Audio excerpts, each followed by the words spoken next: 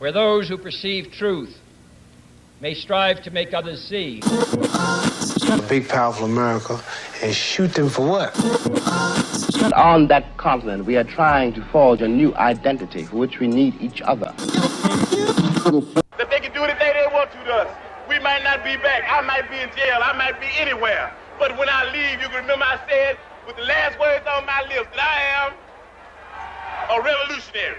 And you're going to have to keep on saying that. I want you to imagine that you're an independent investigator and a content creator. You specialize in money and politics, and one day you get a notification for a request to help develop a special report on the state of corruption and money in politics. This report is going to include various graphics and analyses on really the state of the House and Senate in terms of where they get money from. The United States Renaissance Bureau of Investigations has reached out on behalf of the public. Apparently, you were voted into this committee to partner with various watchdog agencies and randomly selected professors and civilians to help develop this report.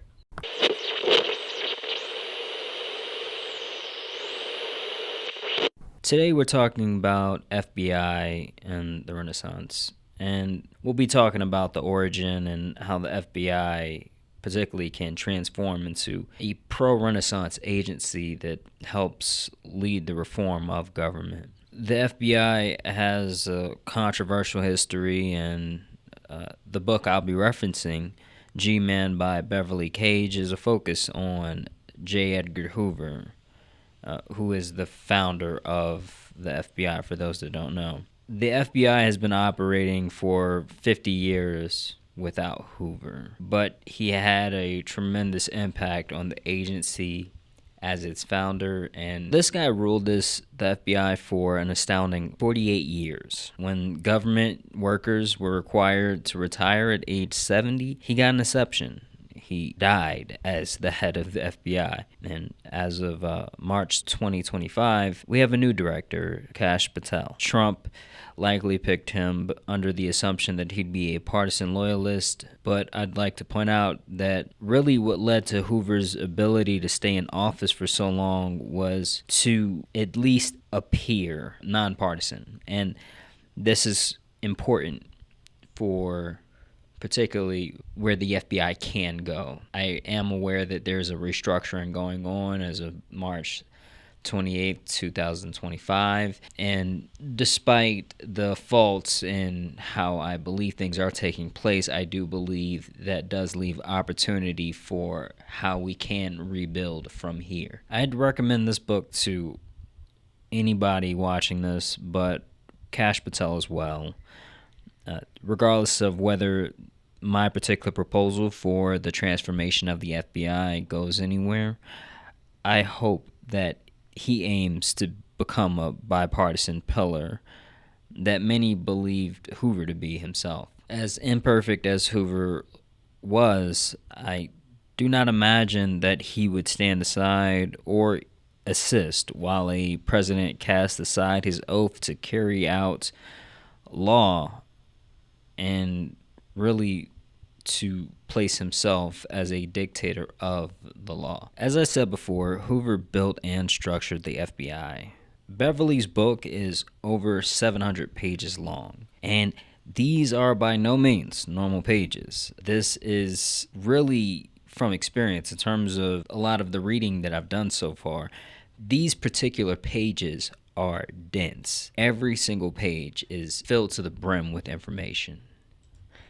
I can imagine Beverly really having to make the font as small as possible, or really make some serious adjustments, or literally making this particular study 2 volumes. In any case, I think learning about the campaign against civil rights leaders like MLK and the Black Panthers would make most of us really paint Hoover as the devil incarnate, but Beverly does a pretty good job at highlighting Hoover as a more complex individual. I'm going to really highlight Hoover in terms of the effect that may have had on the FBI, but I'm also going to propose a transformation in terms of how to really develop the FBI into an agency that promotes the ongoing Renaissance, particularly the Blackbird Renaissance. Beverly really put this man's life together in a sequential fashion that would honestly take much longer than the segment I'm dedicating to this here. I'll definitely carry takeaways from this book that I simply won't have time to share, but I really want those interested in the FBI and really what's taking place to really take a look at this particular book and read what Beverly's really gone into. In terms of Hoover, he was born really before DC was what we know it today as, right? It wasn't this holder of culture of intellectuals and bureaucrats. It was actually more of a melting pot before the prestige, and it was actually very common to see mixed race people. Beverly mentioned this particular tidbit, but there was also mentioning that there was no particular proof. But Hoover himself may have had black people in his history as ancestors. Hoover himself was a smart guy. In high school, he wasn't athletic by any means, but he did hang around athletic friends. His family was filled with military people. On his dad's side particularly, his mom's side was more prestigious. Now, it does appear that this isn't something that a lot of people apparently broadcast before, but Hoover's family history is sprinkled with mental illness and people hitting the reset button, if you will. And one really interesting thing that stuck out to me was how DC transformed under President Wilson's administration. It really became a city that would be representative of this prestigious society in this case. And physical libraries were created and the culture was transformed. Unfortunately, this particular transformation came at the cost of this melting pot culture and really sought to be viewed as more elitist in a time where that meant simply a haven for white people in general. When I think about the Blackbird Renaissance, I really do have thoughts about this particular transformation because places have a very real impact on us as people. And I'd like to build a place that really helps mold a generation, the next generation. Hoover, unfortunately, had an upbringing that really helped bridge some very racist tendencies to the FBI. I don't think it's really a surprise that he didn't hire black agents, and he tried to make sure that everyone presented in a way that projected the FBI's presence however he imagined that to be. Everyone had to wear black suits. There was no long hair, no beards, among various other things that I'm sure you can imagine. He was a control freak, if you will. In terms of controlling the agents, he went outside the border of their employment a lot of the times in terms of their social life. It had to fall in accordance. During Prohibition, government workers were pretty much still drinking, as many other people. But he made sure that his agents knew that he wouldn't tolerate that.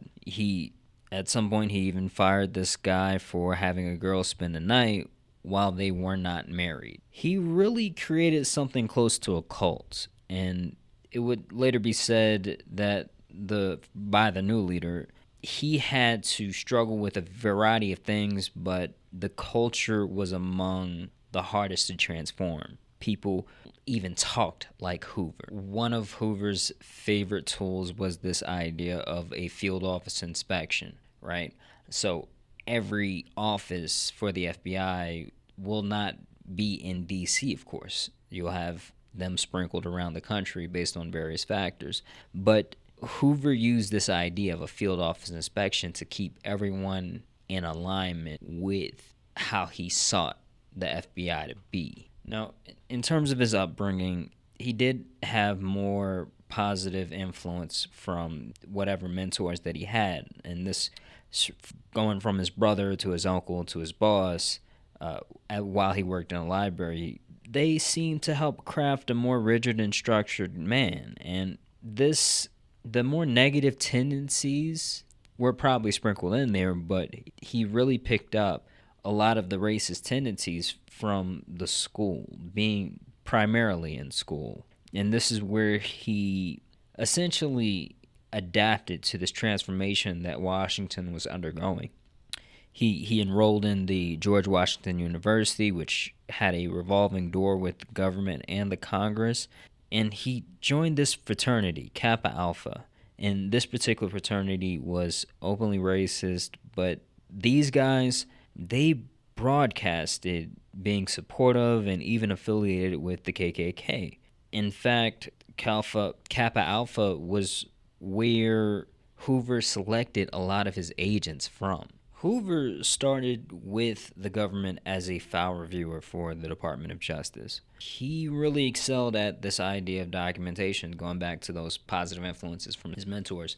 Before being elevated to a special assistant to the Attorney General, then to the director of what would become the FBI, he really proved himself being tasked with particularly documenting immigrants. These traits that he got from mentors, they served him throughout his career in various ways. The problem is, he didn't always put these traits to good use. Hoover had significant control over the FBI's direction. If he wasn't himself personally enthusiastic about a cause, or didn't see a way for whatever mission he may be confronted with to help the image of maintaining law and order, there was a chance that things just may not get done. Unfortunately for us, he was really enthusiastic about civil rights. He'd spy on members and organizers when he found any reason, and when he had room to not claim jurisdiction for any cause whatsoever, he wouldn't protect black civil rights activists in the South. As I said before, Beverly really points out how this situation around the FBI and race was a mixed bag. Civil rights groups, they definitely pointed to Hoover himself as a figurehead for racism in America, but he did eventually address lynchings in the South. And he was more moved by the fact that these local systems in the South and municipalities, they allowed for a level of lawlessness that he couldn't tolerate.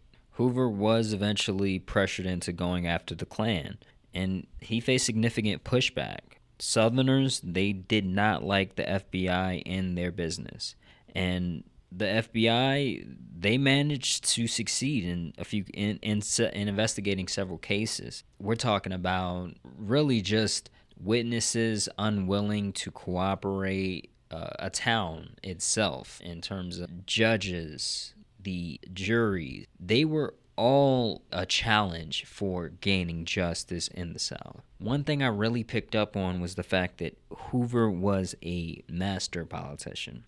He was able to disrupt basically the culture in the South while still staying in favor with representatives that were just overtly racist. Hoover was responsible for this fear that many of us may have heard of, the fear of a Messiah coming, particularly in the civil rights community. And the Messiah was a figure that would be able to connect various groups and really disrupt the ideology behind white supremacy. In public, when it came down to civil rights organizations, Hoover was cautious. And this is something that he understood in terms of the criticism involved with voicing even then unfavorable beliefs. But in private, he initiated COINTELPRO.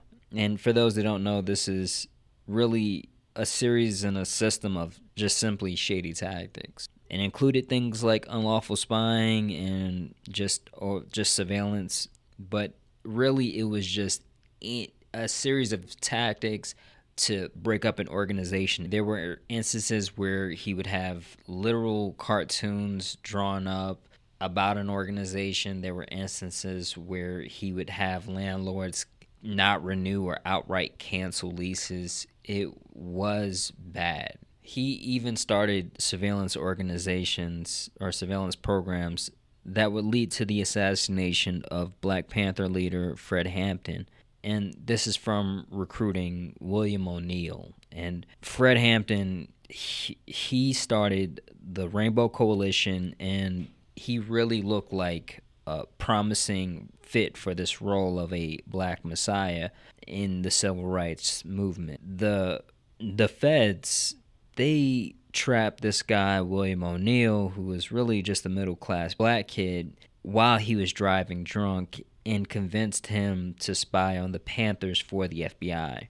William O'Neill provided a map of the Black Panther Party apartment and likely drugged Fred to later be assassinated by the Chicago Police Department.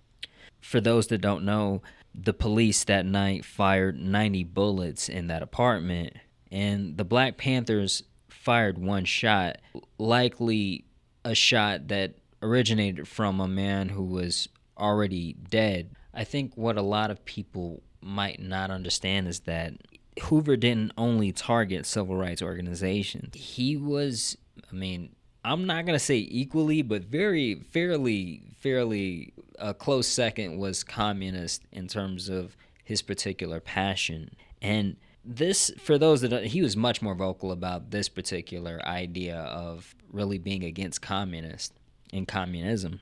And for those that don't know, there's this concept called the Red Scare, where essentially America became overly concerned with communists and communism, and Hoover was the front man in terms of the battle against communists and communism. And this guy was paranoid by just so many different accounts, but this guy, there's another guy that made Hoover look tame, believe it or not, and this guy was McCarthy, right?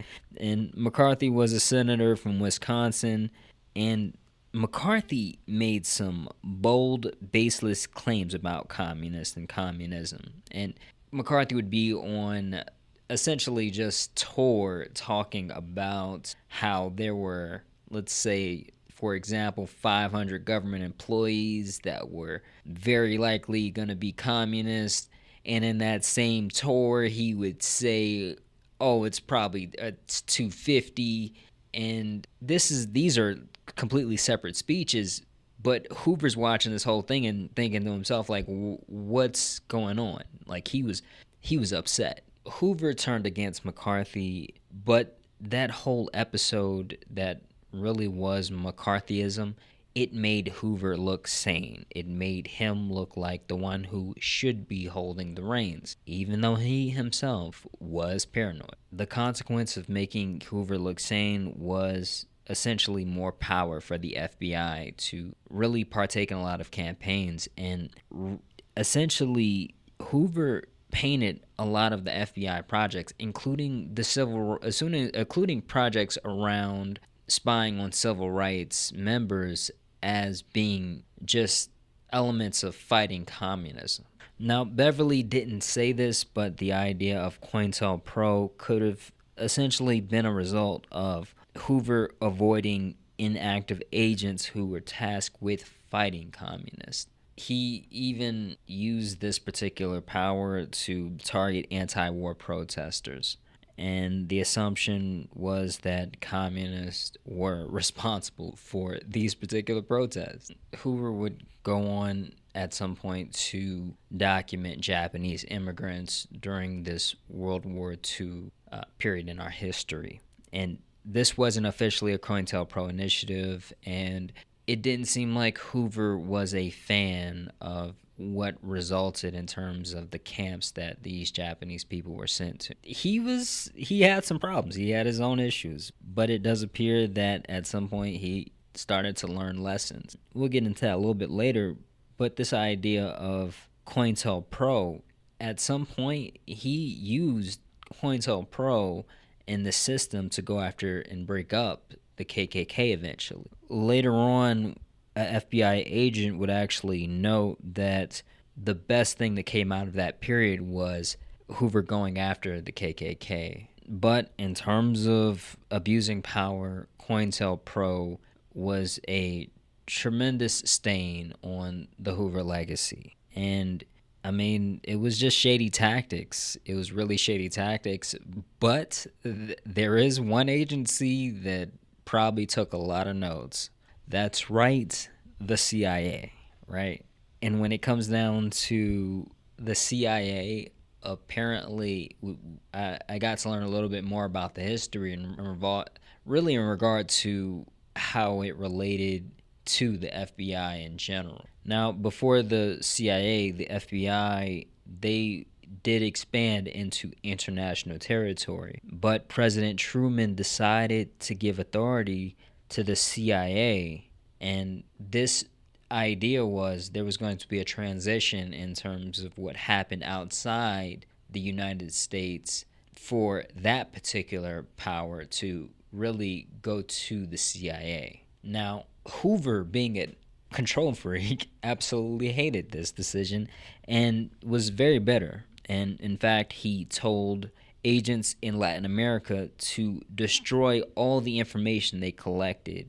And this is, of course, before leaving their post. And this is done instead of a easy transition of the holder of this information to the CIA. This wasn't the only really bump on the road for the CIA becoming what we know of today. And this is really something because Hoover, like I said before, he was structured and organized, but the CIA in the beginnings, they weren't. They didn't have that. It did seem like the FBI was really superior in a lot of different ways. It sounded like Hoover knew this, and I don't think he held any punches when it came down to little private talks. Beverly didn't mention this in particular, but this idea of what Hoover did in terms of how he really would talk about the CIA to other people, I'm pretty positive that he did not hold punches. And the FBI or the CIA, they actually stepped on Hoover's toes, right? They really recruited ex-agents to do a lot of the spying, and this frustrated Hoover. Like I said, he was addicted to power, and this idea of sharing power with someone was already bad enough, but it did seem like this took him over the top. In terms of abroad, he actually learned a lot, particularly from British intelligence. They taught him how to do counter-espionage, and it seems like his skills he gained from mentors, he went on to use this in some pretty controversial ways. In addition to his history and his affiliation with Kappa Alpha, he was also really brought up with this concept that was really coming into being at the time, was and the concept of masculine Christianity. And I know a lot of you guys are probably picturing like Andrew Tate holding Bible study, but I don't think it was that bad. In terms of this idea of religion, though, it did bleed into his leadership, and he deemed his church as the official church for the FBI and encouraged agents to attend whenever he could. This helped him in various ways. He was really hailed as a religious leader, and this gave him a lot of favor from conservatives, even when the FBI had to really do more liberal things and serve in more liberal administrations. One thing that was really interesting to me was how this idea of being a devout Christian was seen as this vaccine against communism. I'm not quite sure of the connection. A big part of the FBI was really bridging states together, right?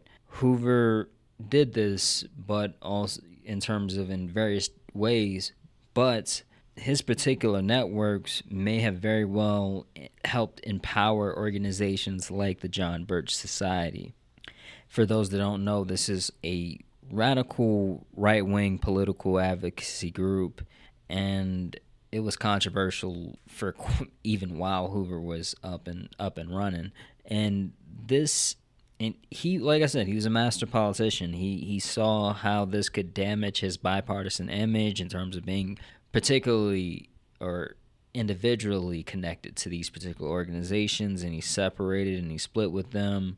But a lot of his agents, they would go on to outright support just blatantly racist organizations. And I try not to use words lightly. I think words need to really have meaning. And like I said, this idea of this network, I think it's probably not going to be well understood at all, honestly, in terms of his particular impact on these organizations, the authority that they were able to attain through their affiliation with agents or Hoover himself at some point. Before running into this infamous gangster and bank robber, John Dillinger, agents were essentially lawyers, and they didn't even carry guns. Dillinger, quite frankly, embarrassed them to a very serious extent, and one of his gang members even killed an agent.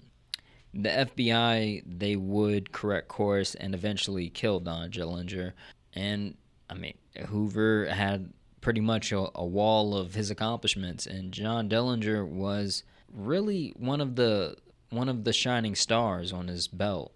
But before this idea of being the essential authority for crime fighters everywhere, he was very critical of police. He would call them brutes.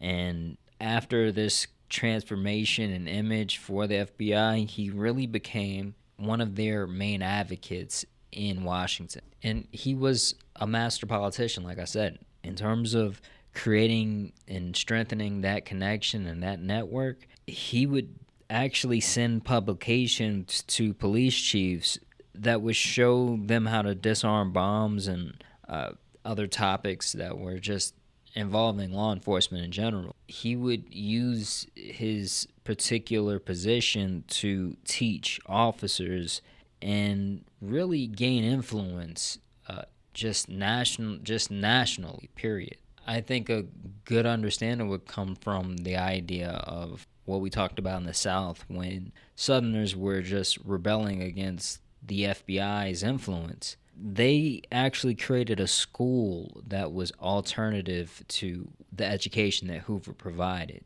Now, Hoover himself wasn't into crime fighting, other than this image for the FBI that he tried to maintain. And he would actually argue about whether crime took place in his jurisdiction or not.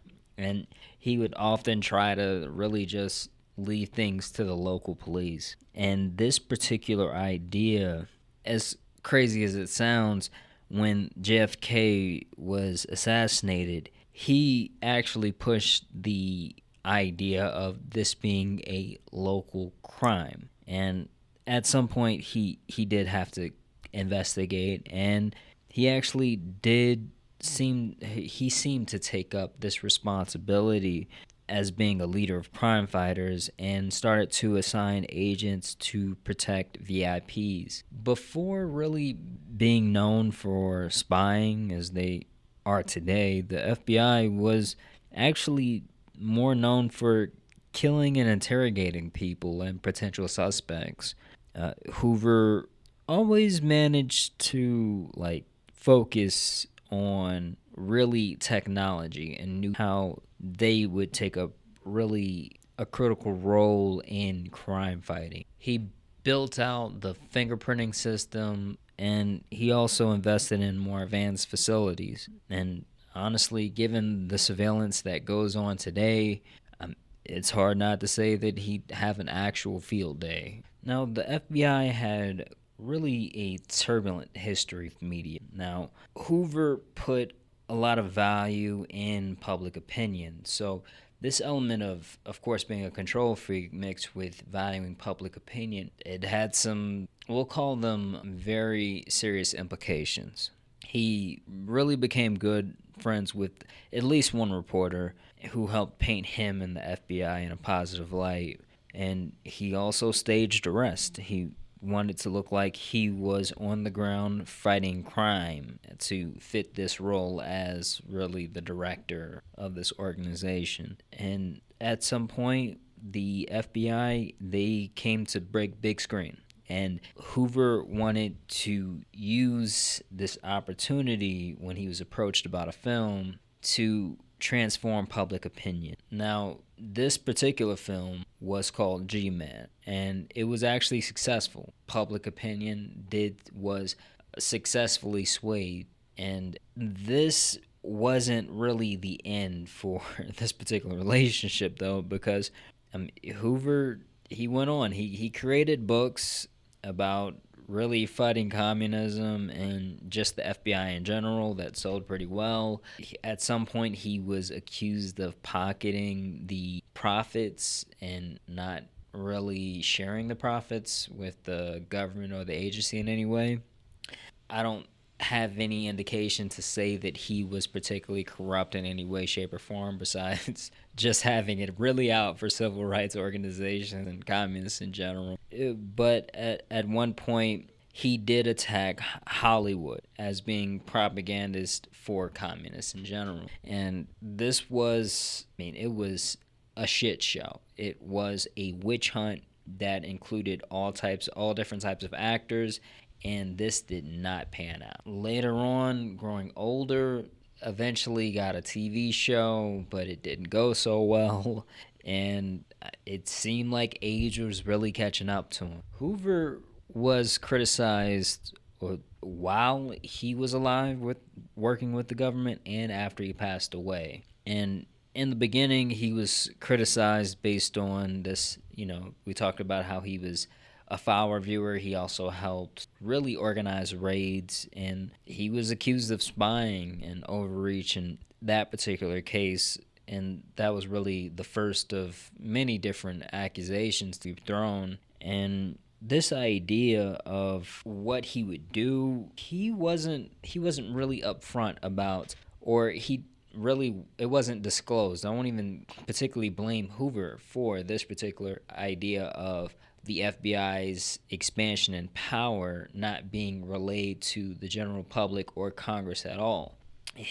Particularly Roosevelt and Eisenhower, they gave the FBI more power without telling people what they were doing. But he wasn't above hiding just certain initiatives and programs. He was a pillar. He was really a pillar when it came down to organization itself and the government, period. But later in life, he was a pain to younger agents, and he was trying to keep the standards of the previous generation and impose them on this new and upcoming generation. I'm sure you can imagine that didn't go over so well with the younger agents, but like I said before, he was a pillar, and they stayed in line. He was the boss until he died. Until the day he died, he was the boss. He died during the Nixon administration, and he seemed to accumulate a lot of understanding about how to navigate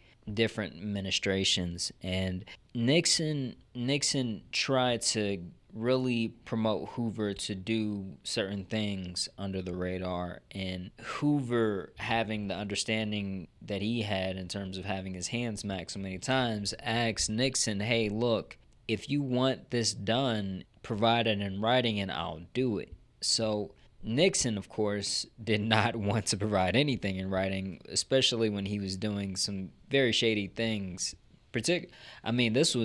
Hoover died before this whole Watergate scandal, and for those that don't know, the Watergate scandal was essentially just a huge spying operation that took place during the Democratic National Committee, right, or the DNC, and Hoover essentially bucked against Nixon, and Hoover could have certainly been involved with that in his latest years. After he died, he was exposed for a lot of the COINTELPRO stuff, right? So the church committee, which is something that we talked about a little bit. You can look at the Frank Church and the Church Committee in the Renaissance. I forget the actual name of it, but the FBI was under a microscope, or under their particular magnifying glass then, and he, like I said, it was bad because there was actually, during the church committee, one of the guys who was responsible setting it up and giving Frank Church the power to form the committee, he was in tears when he found out about the FBI spying MLK, what was done in that particular case, because he denied that idea to his own people. Like, he was not,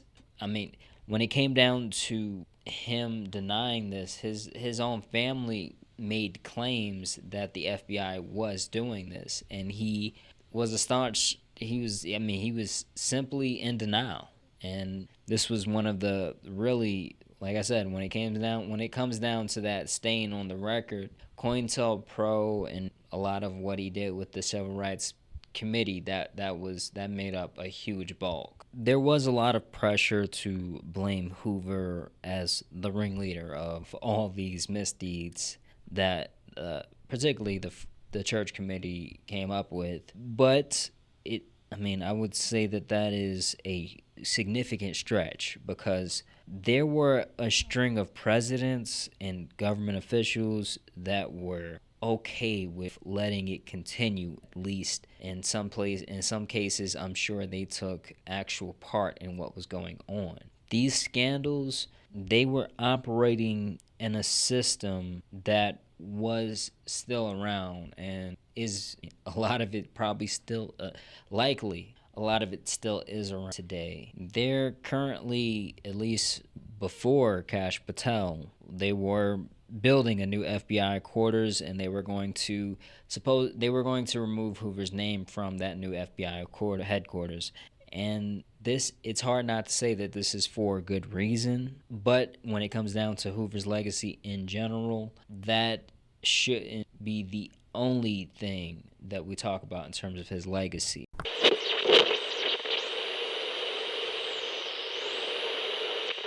In terms of the transformation that can and should take place in this Renaissance, I would promote this idea of the United States Renaissance Bureau of Investigation. And this particular proposal would be for transforming the FBI, and I think there's a lot of room for growth here, particularly in leading reform toward the Renaissance. A new mission for a new era, if you will. The FBI really should evolve from this shadowy enforcer into a beacon for public trust, transparency, and democratic renewal. This idea is not just simply reform, but it's a renaissance of governance. Why would we change now? Of course, the idea of institutions being broken isn't a hot take by any stretch. Distrust in the government and technology in general is really at an all-time high. Technology is weaponized. Surveillance, capitalism, and limited information can easily erode truth and hinder the pursuit of truth in general. The public is left, in so many cases, unprotected. Whistleblowers fear retaliation, and corporations act with impunity. In terms of the Renaissance Bureau solution, they would be transformed into guardians of truth and not spies. What I'm really recommending here is a hybrid oversight council that would include things like technologists, judges, and everyday citizens to ensure accountability. They would replace secrecy with transparency. Whistleblowers should be heroes. There should be blanket protections for those who expose corruption. I would also recommend a media liaison unit to safely relay findings to and partner with journalists in general. Tech for people and not profit. This idea is instrumental in terms of how it's taken and how it's carried out. Part of this would include kind of propaganda alerts, and these are going to be ID verified users flagging potential propaganda and really developing a system that reduces the idea of retaliation from corporations or agencies in general. When it comes down to social media reforms, users should control their data and the algorithms should be made transparent. A good start place would be auditing how pharmaceutical lobbying affects really the NIH and the revolving door between companies and the NIH in general. Another initiative could be the electoral alerts that are really put in place to combat election deepfakes, especially with the rise in AI usage. We're really at a crossroads where we have to choose between fear and faith, control or collaboration, and stagnation or a legitimate renaissance. Some potential allies would be, in terms of government transparency and anti-corruption, foundations like the Sunlight Foundation, the Project on Government Oversight, Represent Us. In terms of digital rights and tech ethics, foundations like the Electronic Frontier Foundation, as well as Accountability Tech and AI Now Institute. In terms of whistleblower and media advocacy, we're looking at things like the Government Accountability Project and the Freedom of Press Foundation. For things like public health and environmental justice, organizations like Public Citizen and the Environmental Working Group. For grassroots and coalition builders, we're looking at organizations like Demand Progress and The Appeal. This proposal is going to be made available on Substack, and I'll try to keep you guys up to date with what happens, and I'll also keep the link in the description. I am sure this won't be the last time you guys hear about it on this channel. In any case, please like and subscribe and follow if you're listening to this on podcast. Thank you for listening. Have a good day. See you soon.